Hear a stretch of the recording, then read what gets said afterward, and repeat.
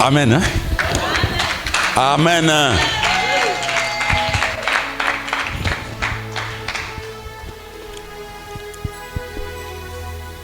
Nous faisons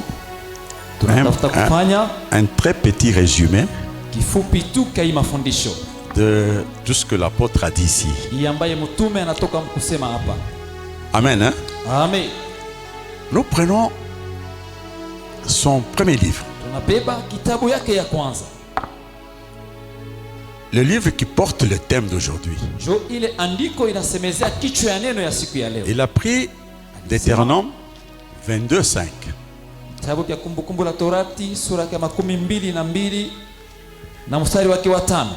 Oui. Nous lisons le livre de Deutéronome, chapitre 22, 5e verset au nom de Jésus-Christ. Amen. Amen. La tête nous dit les travestissements, les nids d'oiseaux, les maisons neuves, les mélanges dans les semences et dans les tissus. Ok, nous, notre problème, c'est les travestissements. Oui, 5. 5. Une femme ne portera point un habillement d'homme. Voilà. Le problème commence par là. Il dit, une femme ne portera pas l'habillement d'homme. Et un homme ne mettra point de vêtements de femme. Et un homme non plus ne portera pas le vêtement des femmes. Pourquoi? Car quiconque fait ces choses est en abomination à l'Éternel ton Dieu. Sera en abomination à l'Éternel son Dieu. Mais ça nous appelle à un petit raisonnement. D'abord, vous voyez aujourd'hui, les fiancés, généralement, qu'est-ce qu'ils font? Ils achètent un pagne. Il y a l'homme qui en fait une chemise. Et madame porte le reste comme ça. Sur le même pagne. Une forme de... Une sorte d'uniforme. Bon, comme c'est un pagne, c'est que sûrement c'est Georges qui a porté les vêtements des femmes. Je crois que c'est ça. Bon, mais maintenant, la question c'est quoi? Qu'est-ce que ça fait à Dieu? Parce qu'il dit c'est une abomination. C'est-à-dire Dieu rejette ça, il n'aime pas. C'est un dégoût pour lui. À quel niveau? Lui, il est là en haut. Moi, je porte un pagne ici. Et lui, il trouve que c'est un dégoût. C'est comment ça? Finalement, nous ne savons pas ce qu'il faut faire pour ces dieux-là.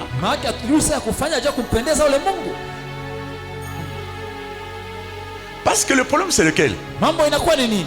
Toute la loi cherche à nous parfaire. Toute écriture est inspirée comme on dit dans la Bible.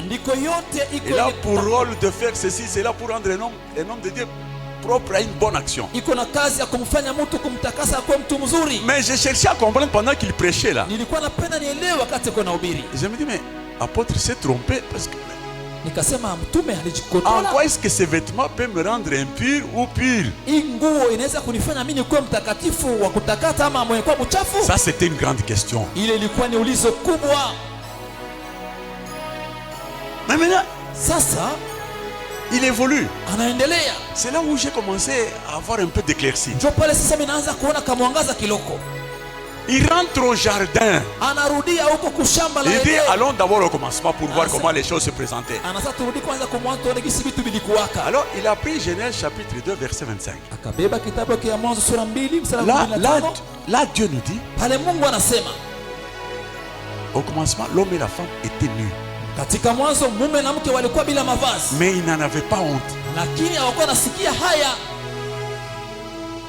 ils étaient nus, walikuwa uchi mais ils n'en avaient pas honte. na hawakuwa na haya. Mais la question c'est que Sasa ulizo, nous savons aujourd'hui tunajua siku ya leo que quand une fille a apporté par exemple c'est kama mwanamke anavala mavazi moja na mubana sana, parfois on peut lui faire des mal. sasa mimi wanaweza kumpatia hata maangalisho, Et elle peut avoir honte na anaweza hata pia kulisikia haya de cette façon de s'habiller là. kwa ile hali tu jinsi anavaa. Mais ici il dit mais ils étaient nus. Sasa ndio wanasema walikuwa uchi, Ils n'en avaient pas honte. lakini hawakuwa nasikia haya. La honte c'est quand il y a quelque chose qui ne va pas. Haya inakuwa ni kama kuna mambo haiendelee, On a honte. ndio pale penye panakuwa sasa haya, N'est-ce pas? haina vile. Alors nous voulons voir, Tunapenda tuone est-ce que quand Dieu dit qu'ils étaient nus, kama Mungu anasema walikuwa uchi, c'était quelle nudité? ni uchi wa namna gani? Ils étaient nus en étant vêtus. Walikuwa uchi na wako na mavazi. Oui, oui. Ndio Maintenant il dit d'aller plus loin. sasa anaenda tena uko mbali, Il dit anasema au verset 9, il dit anasema quand l'homme et la femme ont mangé le fruit de la wakati mwanamke na mwanaume walikula tunda. mais oui, bon, je commence chapitre 3, Genèse chapitre 3, Mwanzo sura yake ya 3 9e verset. mstari wake wa 9. Nous lisons le livre de Genèse 3, 9 au nom de Jésus. Oui, Amen. Mais l'Éternel Dieu appela l'homme et lui dit, où es-tu? voilà. Voilà. Amen. Hein? Amen. Maintenant, l'homme cherche, Dieu cherche l'homme. Mungu anaanza kutafuta mtu, Il dit où es-tu? anasema uko wapi? Il est où? Uko wapi? Amen. Hein? Amen. Dieu est omniprésent. Mungu anakuwa fasi yote, Mais quand il commence à chercher l'homme, ni wakati anaanza kutafuta mwanadamu, quand il ne sait pas le voir dans un petit jardin qui était, ashinde kumuona mukashamba kaloko tu, ça soulève des questions. pale panakuwa maulizo pale. Ça c'est pour les gens qui disent que Dieu voit tout, il est partout. Ile ni fasi wote wanasemaka Mungu ako fasi yote, anaona fasi C'est yote. que non, Dieu n'est pas partout. Hapa wanasema Mungu hana fasi Il y yote, a des choses que Dieu n'arrive pas à voir. maana kuko vitu vingine vyenye Mungu haonake. Ils vont dire sur les réseaux, Watasema huko kwa mitandao, non, hapana, ce papa-là est habité d'un mauvais esprit. ule baba ule alichaziwa na roho mbaya. Et tu te réponds ça comme ça. Watu wanakaka na jibu mpaka vile. Amen. Hein? Amen. Où es-tu? Uko wapi? Oui. Tuendelee. Il répondit, j'ai entendu ta voix dans les jardins J'ai entendu ta voix dans le jardin. Nilisikia sauti yako mshamba, et j'ai eu peur. J'ai eu peur. nikasikia woga. Parce Tu as que, nini? parce que je suis nu. Parce que je suis nu. Sababu niko uchi. Ah, maintenant, nous revenons Sasa tunarudia au 25e verset du 2e chapitre. mstari wa 15 ya Ils étaient nus, ils n'avaient pas honte. walikuwa uchi na hawakuwa nasikia haya. Donc ils étaient vêtus. Maana yake walikuwa na mavazi. Parce que maintenant là, Sababu hapa sasa il dit, anasema j'ai honte parce que je suis nu. niko na haya sababu niko uchi. Est-ce que je parle à quelqu'un? Kweli niko nasemeza mmoja. Parce que le problème, la démarche c'est laquelle? Mwenendo ni nini? Nous serons portés à savoir qui donne l'habillement. Uko napenda tufikie kujua ni nani analitaka vazi. Parce que pour condamner, Sababu juu ya kuhukumu. moi j'ai ma femme, il m'a donné un morceau de pain. Niko na kipindi yangu alipatia kipande cha Mais toi tu dis non, il ne faut pas porter. wewe unasema hapana kuvala. Mais pendant ce tu ne me donnes pas de l'argent pour acheter quelque chose d'autre. Isipokuwa unipatishie makuta mimi niuze vazi lingine. C'est Dieu là. Ule Mungu ule. C'est Dieu là-haut. Ule Mungu ule. Alors, il dit, Anasema Je suis nu et je me suis caché. je suis nu niko uchi et je me suis caché. na nimefichama. Alors maintenant, oui.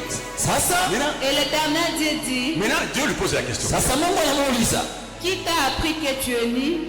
Qui t'a appris que tu es nu? nani alikuonesha uko uchi? Oui. Twende. Est-ce que tu as mangé de l'arbre dont je t'avais défendu de manger? Ah, est-ce que tu as mangé de l'arbre dont je t'avais défendu de manger. Ah, donc vous comprenez, vous et moi nous comprenons ensemble le fait de manger à l'arbre, ils sont devenus automatiquement nus. C'est ça, non? Amen. Amen.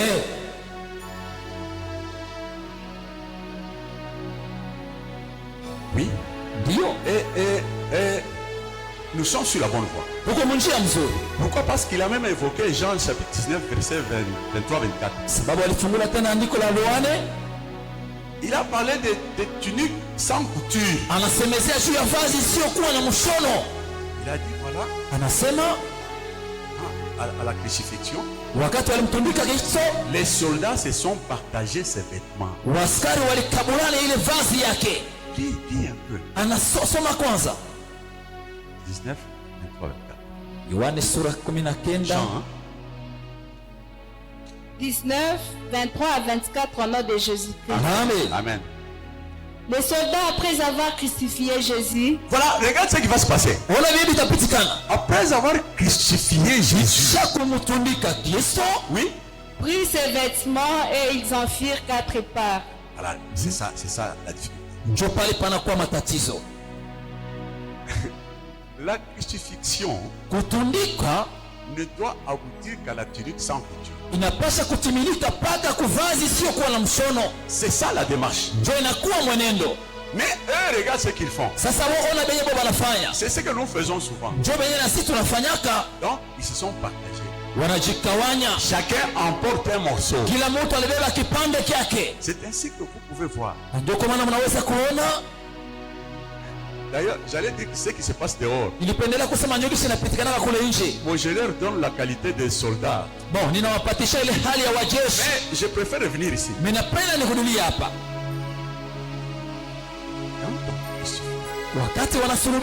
Après avoir crucifié, nous vous appelons à voir la tunique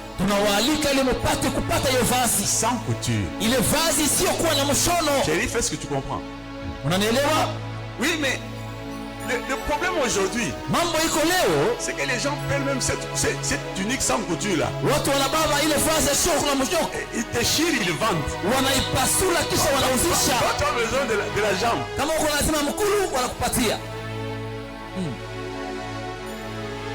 On vend même cette tunique sans couture. La question que moi je me posais, une tunique sans couture, ça pose problème. Même pour le porter, même pour la lever. Alors j'ai cherché à comprendre. Alors comprenez que quand on est dans la parole, on a cette tunique là.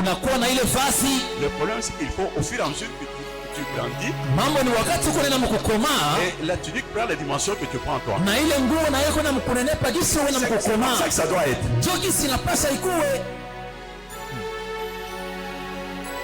Et il a posé un problème. De tunique. Il a posé, il dit mais les gens qui ne viennent pas s'embrouiller. Ce sont des soldats quand même. Mais comment est-ce qu'ils vont faire pour avoir cette tunique? Alors nous on était en train d'échanger avec Rafa. Je disais non. On a tiré au sort. Ça ne doit pas t'étonner qu'ils ne viennent pas. C'est ça la sélection. C'est ça la sélection. On tire au sort. On prend un bouchon par exemple. On dit on va jouer sur Mama Lydia. Asame na chakula ingambo. On jette. Wanatupa juu, puis ça tombe sur. Kisha inaanguka pale chini wanaangalia. Amen. C'est ça la sélection. Il y a des choses que Dieu fait. Et nous ne comprenons pas facilement. Mais c'est ça. C'est ça la sélection.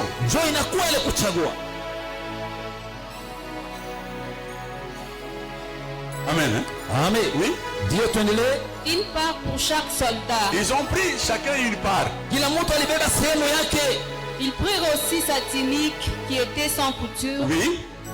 D'un seul tissu depuis le haut jusqu'en bas. Il insiste. Anakazia Parce pale. quelque part il dit il ne faut pas mélanger les tissus. Basi mwana anasema msichange ile mavazi. D'un seul tissu. Ile yote ni ya nguo moja tu. Et toi quand tu t'absentes là. Wewe sasa wakati unapokosa. Même quand tu viens sans. Hata kama unajua ile siku ya posho. Quand tu t'absentes, tu sais que tu seras obligé de prendre quelque chose d'autre tu mets là-bas. Wakati unalofu unajua kama utabeba binyiro ongeze pale. C'est ainsi vous faites. Amen. Hein? Amen. Vous vous posez la question mais Najiuliza maulizo.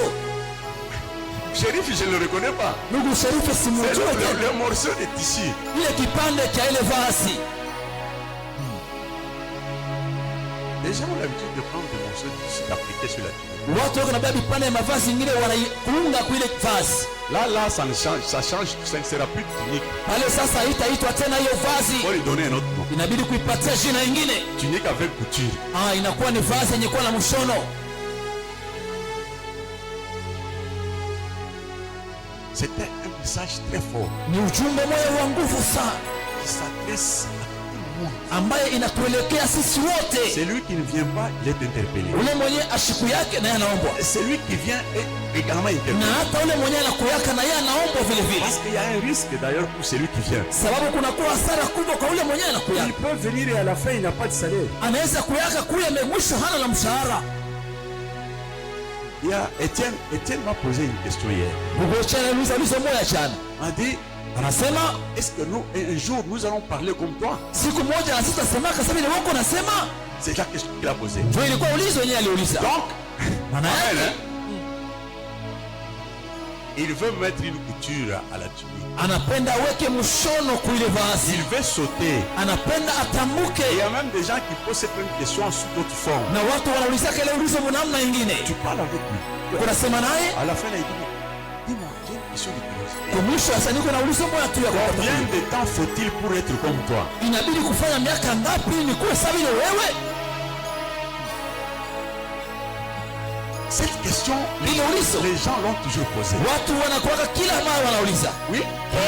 Et ils diront entre eux, ne la déchirons pas, mais tirons au sort à qui elle sera. Maintenant, après s'être partagé ces morceaux-là, Kisha wao kujikawanya ile kipande ils kipande, sont revenus au bon sens. wanarudia sasa mwakili. Ils étaient devant la tunique. Wanakuwa sasa mbele ya hiyo vazi. Nous la déchirons. Wanasema tusipasule. C'est la tunique qui justifie cette précipitation. Ni ile vazi inashuhudia hii suluhisho kwa hapa. Tirons au sort. Tupige kura. Oui. Tuendelee. Cela arriva afin que s'accomplisse cette parole de l'Écriture. Cela arriva Ile ndio tafikia afin qu'il s'accomplisse cette parole de l'Écriture. ile maandiko hii ipate Qu'est-ce kutimilika. qu'elle dit? Ndio wanasema nini? Ils se sont partagés mes Et vêtements ils se sont dans les premiers temps partagé mes vêtements. Ya kwanza walikabulana mavazi yangu. Oui. et ils ont tiré au sort ma tunique. Mais heureusement, Heri ils ont tiré au sort. Ils n'ont pas déchiré. walipiga kura, Ils ne hawakuipasua, sont pas partagés. hawakujikawanya. Ils ont compris qu'il faut tirer ça, il faut pas abîmer. Walielewa sasa hii haipasi kuiharibisha. Ils étaient sur le point de déchirer. Walikuwa karibu tu waipasue, Mais ils se sont dit attention. wakasema hapana, Non, non, on se sent kwa kuwa haina mshono, tusibidi tuweke mshono. Voilà ce que firent les soldats. Voilà ce que fit les soldats. Ndio ile ambayo wale waaskari walifanya. Donc, autrement, Maana yake namna nyingine, voilà ce qu'un soldat doit faire. ona ndio vile askari mmoja anapaswa kufanya, Voilà ce que firent les soldats. ndio jinsi waaskari walifanya. Amen. Hein? Amen.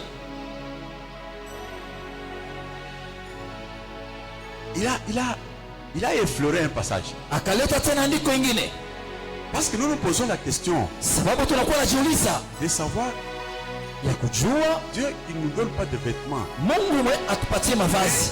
Il est contre ce que nous pouvons nous partager, mon épouse et moi. Maana yake asifurahi bila tunaweza kukabana mimi na mke wangu. Alors il a évoqué un passage. Sasa akaleta tena andiko ingine, Non. asema hapana, Regardez Israël, Jacob. angalia Israeli, Yakobo Il aimait beaucoup Joseph. alimpenda sana Yusufu. Mais alors il ajoute, Anaongeza, il l'aimait pourquoi? alimpenda sababu gani? Il l'aimait parce qu'il a eu c'est un fils qu'il a eu dans sa vieillesse. Alimpenda sababu ni mtoto aliyempata kuuzee wake. Ce n'est pas dans sa jeunesse. Hapana kuujana wake. Parce que dans sa jeunesse, sababu kuujana on ne peut pas avoir Joseph. Hawezi kumpata Yusufu. Donc il faut marcher. Maana inabidi kutembea. Et quand on vieillit, ni wakati unapozeeka, alors on a Joseph. Ndio pale utampata Yusufu. Il dit il aimait parce que il a eu dans sa vieillesse. Anasema alimpenda sana sababu ni mtoto alimpata kuuzee wake. Et na kisha il lui a fait à plusieurs couleurs. Akamtengenezea vazi ya marangi mengi. Amen. Hein? Amen. C'est ça. Donc il a eu part à cette tunique là. Manake alimpata ni kupitia ile vazi ile. La tunique de Jésus, c'est cette tunique là. Ile vazi ya Yesu njoo mpaka ile vazi. Plusieurs couleurs. Ilikuwa na marangi mengi. Donc partout tu passes. Manake fasi yote unapita. Tout le monde est nourri. Kila mtu yote analishwa. Celui qui a besoin de la couleur jaune. Ule lazima rangi ya manjano. Il est consolé. Anafarijiwa. Celui qui a besoin de la couleur rouge. Ule lazima na gari nyekundu. Il est consolé. Anafarijiwa naye. Les couleurs sont des vertus. Marangi inakuwa ni matabia mbalimbali. C'est ce que nous appelons les apôtres, les disciples. Ile yote ambayo tunaitwa mitume. Ce sont les enfants de Jacob. Wanakuwa ni watoto wa Yakobo. Amen. Hein? Amen. Donc nous comprenons aujourd'hui manake tunaelewa siku ya leo que quand Dieu dit aux hommes de ne pas porter les habits des femmes, kama Mungu anaambia wanaume msivale manguo ya wanamke, et aux femmes également, na wanawake pia vile vile, c'est-à-dire c'est lui qui donne ses habits, ces habits-là. Ule mwenye analeta ile mavazi, mais quand il a donné, wakati alipewa, mais toi tu laisses ton habillement, wewe unaacha nguo yako, tu prends l'habillement de maman, unabeba vazi ya mama Lydia. Mais quand on pose la question, sasa wakati wanapouliza, on ne va pas chez maman Lydia. Hawataenda kwa mama Lydia. On te pose à toi la question. Watakuuliza njoo wewe ulize. George, où es-tu? George, uko wapi? On n'a pas dit George, où êtes-vous? George, muko wapi? Non. Hapana. Parce qu'en fait, c'est lui qui avait porté les vêtements, c'est sababu mwenye alivala ile vazi ni George. Lydia était l'application de ces vêtements-là. Lydia alikuwa tu ni matokeo ya ile nguo. N'est-ce pas? Haina vile.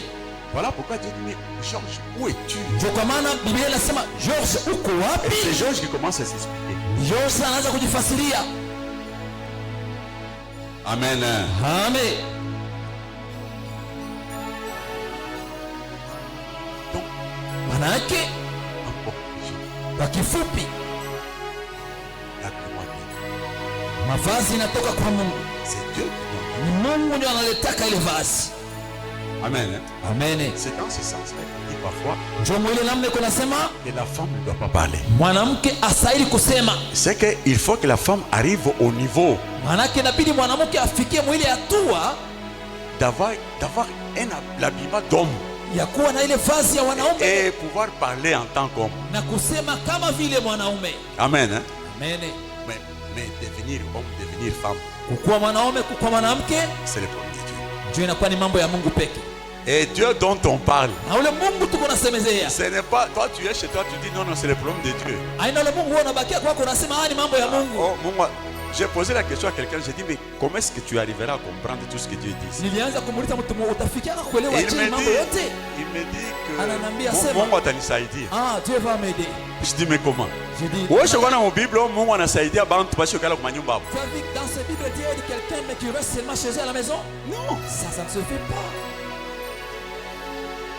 Mungu anasaidia mtu ni mule Mungu tumika mule. Dieu aide quelqu'un, c'est dans ce travail qu'il travaille. Matthieu 20. Mathayo sura yake 20. Mshike Mungu Matthieu 20, 23. Mathayo sura yake 12 mstari wake 23. Nous lisons le livre de Matthieu, chapitre 20, verset 20 à 23 au nom de Jésus-Christ. Oui. L'entête nous dit demande des fils de Zébédée. Demande des fils de Zébédée. Des fils de Zébédée. 20. Oui. Alors la mère des fils de Zébédée s'approcha de Jésus avec ses fils et se prosterna pour lui faire une demande. Oui. Il lui dit, que veux-tu? Ordonne-t-elle que mes deux fils que voici soient assis dans ton royaume? Amen. Hein? Amen. C'est-à-dire, les deux fils de Zébédée sont parmi les disciples de Jésus. Watoto wawili wa Zebedeo ni wako katikati ya mitume wa Yesu. Alors les Écritures disent que leur maman est allée voir Jésus. Maandiko yanasema mama yao akaenda kumuona Elle a Yesu. dit, Seigneur, j'ai un souci. Anamwambia Bwana, mimi nakuwa na tatizo fulani. Le souci c'est que je voudrais Mimi napendelea que quand tu seras dans ton royaume, wakati utakuwa kwenye ufalme wako, que mes deux fils ici, hao watoto wangu wawili, que l'un soit à ta gauche mmoja awe kushoto et l'autre à ta droite. na mwingine awe kuume. Amen. Hein? Amen.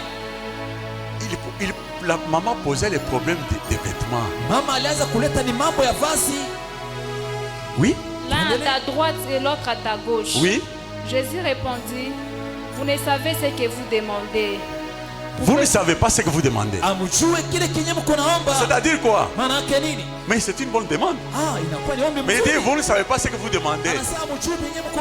Vous pensez que ça se passe automatiquement. C'est trop facile comme ça. C'est comme le cas que je venais d'évoquer tout de suite. Quelqu'un chez lui là, mais il dit, mais Dieu va nous aider. Nous allons comprendre. Mais curieusement, c'est lui qui me parlait là. Il était dans les septantaines. Je lui ai dit, mais tu as quel âge? J'ai dit, mais tu as plus ou moins 70 ans. L'espérance de vie que toi tu as, c'est de combien? Mais quand tu dis que Dieu va faire, il fera tout. Tu ne trouves pas que tu peux mourir sans avoir vu ça? Amen. Hein? Oui? Pouvez-vous boire la coupe que je dois boire? Oui. Nous l'éprouvons, dirent-ils. Et il leur répondit, oui. Il est vrai que vous boirez ma coupe. Oui. Mais pour ce qui est d'être assis. Pour ce qui est d'être assis. À ma droite. À ma droite et à ma gauche. Et à ma gauche. Cela ne dépend pas de moi. Cela ne dépend pas de lui, Jésus. Comment? Avec toute cette autorité qu'il avait là. Mais ça dépend de qui? Et ne sera donné qu'à ceux à qui mon Père l'a réservé. Amen. Hein? Amen. Donc il veut dire que cela dépend de Dieu. De Dieu en ce moment là c'est qui? Être à droite c'est quoi? Être à gauche c'est quoi?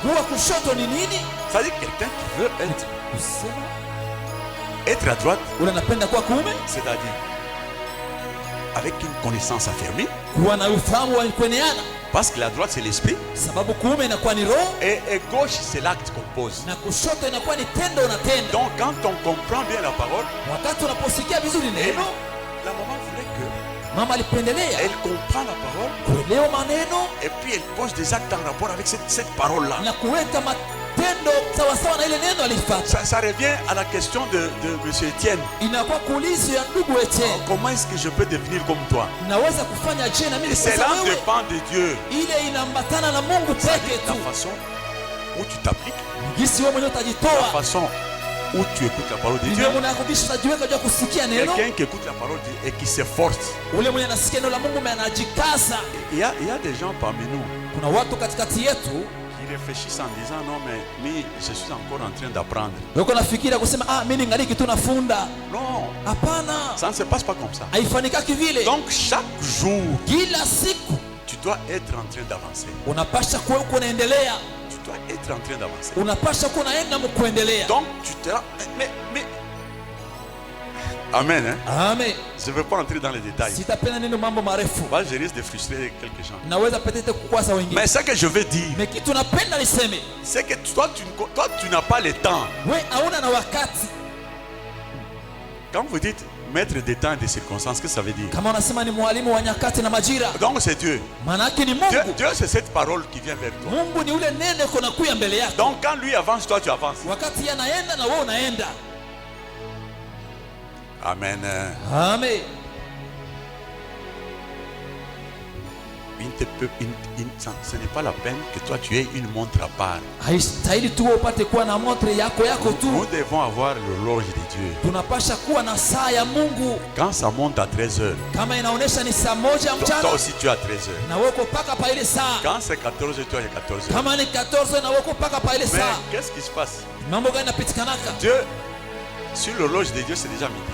Kwa wakati wa Mungu umeshakuwa saa 6 kamili. Mais on a monde qui 7h du matin. Mais chez toi c'est encore 7h. Donc aujourd'hui, manake leo nous comprenons, vous et moi, tunaelewa mwe na mimi que les habits viennent de Dieu. Mavazi inatoka kwa Mungu. Et que nous devons tout faire. Na sisi tunapaswa kufanya yote pour accéder à la tunique sans couture. Ili tupate kupata ile vazi isiyokuwa na mshono. C'est cela le salaire de tout le travail que nous sommes en train de faire. Inakuwa malipo ile kazi yote ambayo tuko natumikia hapa. Au nom de Jésus-Christ. Jina la Yesu Kristo. Amen.